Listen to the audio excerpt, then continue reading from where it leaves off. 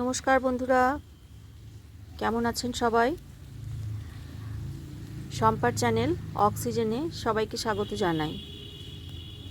আজকে একটা ছোট্ট ব্লগ নিয়ে চলে এসেছি। সেটা হচ্ছে ধনেপাতা চাষ। একটা ছোট্ট দেখুন এইরকম একটা গ্রো ব্যাগে, এটা 8 ইঞ্চি বাই 8 ইঞ্চি না 12 ইঞ্চি বাই 12 ইঞ্চি এরকম একটা গ্রো ব্যাগ নিয়ে নিয়েছি। তো সেটার মধ্যেই আমি মাটি মানে গার্ডেন সয়েল, কিচেন কম্পোস্ট আর গোবর সার আর খানিকটা কোকোপিট মিশিয়ে এর মিডিয়াটা তৈরি করেছি। 3-4 দিনের মধ্যে দেখুন কত সুন্দর ছোট ছোট চারা বেরিয়ে গেছে।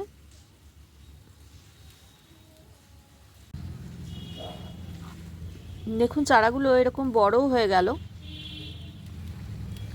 এটা আরেকটা গ্রো ব্যাগে আমি আগেই লাগিয়েছিলাম।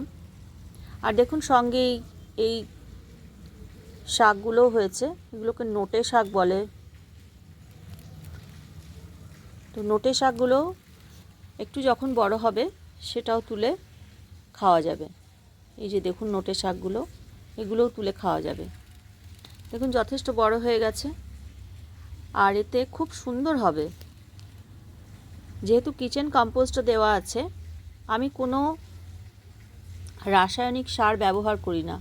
কেন, যেহেতু আমরা নিজেরা খাই, তাই জন্য বাড়িতে কোনো রাসায়নিক সার মানে পটাশ, লাল পটাশ বা আরও যে সমস্ত বাজারে পাওয়া যায় কিনতে রাসায়নিক সার, সেগুলো আমি একদমই ব্যবহার করি না।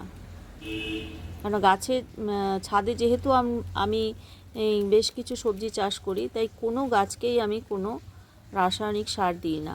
তাতে যদি ভালো হয় হলো, না হলে নাই হবে, কিন্তু আমি মাটিটা যদি নষ্ট হয়ে যায় সেই ভেবে আমি কোনো রাসায়নিক সার দিই না।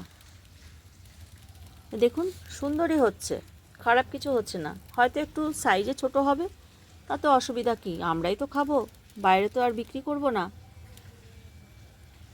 নিজের স্বাস্থ্যটার খেয়াল আগেই রাখতে হবে, নিজেকেই রাখতে হবে। তো আজকের মতন এটুকুই। যদি ভালো লাগে আমার সঙ্গে থাকবেন, সাবস্ক্রাইব করবেন। শেষ করলাম ভিডিওটা।